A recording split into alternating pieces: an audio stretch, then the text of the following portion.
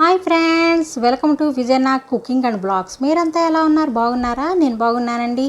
మీరంతా కూడా బాగుండాలని మనస్ఫూర్తిగా కోరుకుంటున్నాను ఫ్రెండ్స్. ఈరోజు అయితే ఎగ్ బూరి మసాలా చేస్తున్నానండి. చాలా బాగుంటుంది. ఎగ్ కర్రీ అనేది చాలా డిఫరెంట్గా ఉంటుంది. చాలామందికి తెలిసి ఉండొచ్చు, తెలియకపోయి ఉండొచ్చు. మా ఇంట్లో మేము ఎక్కువగా చేసుకుంటూ ఉంటాం. ఆ వీడియోని మీకు ఈరోజు చూపిస్తున్నానండి. నేను ఒక పెద్ద సైజు ఉల్లిపాయ అయితే కట్ చేసుకున్నాను సన్న ముక్కలుగా. 2 పచ్చిమిరపకాయలు కూడా చిన్న ముక్కలుగా కట్ చేసుకున్నానండి అడ్డంగా. ఒక గరిటెడు ఆయిల్ అయితే వేసుకున్నాను. కొంచెం పసుపు వేసి ఉల్లిపాయ ముక్కలను బాగా వేపుకుంటున్నాను ఫ్రెండ్స్.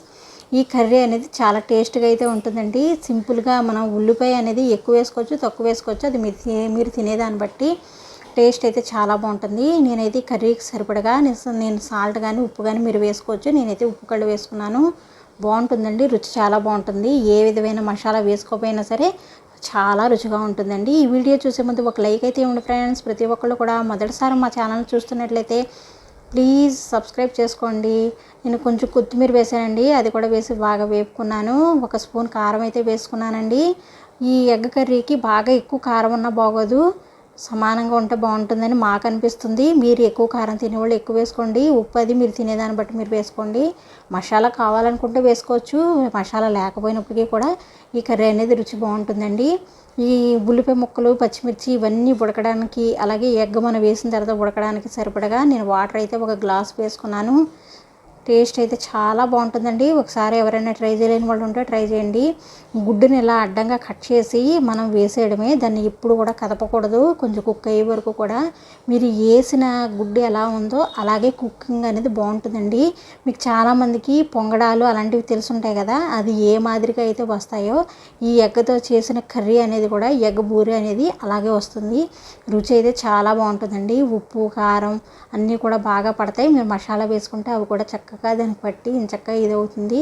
ఇక చూడండి ఎలా వస్తుందో, రౌండ్గా బూరెలా వస్తాయండి. ఇవి చాలా బాగుంటుంది రుచి అనేది.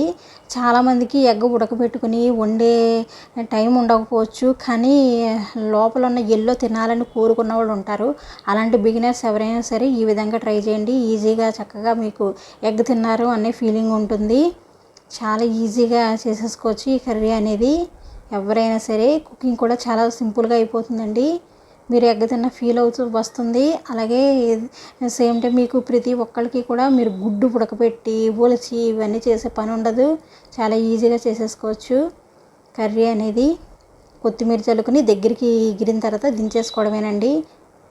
ఈ కర్రీ రుచి అనేది చాలా బాగుంటుంది. కొద్దిగా నేను మసాలా అయితే వేస్తున్నానండి. ధనియాలు, కొంచెం లవంగాలు, దాల్చిన చెక్క, యాలకులు కలిపిన నేను పొడి పక్కన పెట్టుకుంటాను. ఇలాంటి వంటకాల్లో లైట్గా వేసుకుంటాను, వాసన బాగుంటుందని. అది మాత్రమే వేసాను. చాలా బాగుంటుందండి.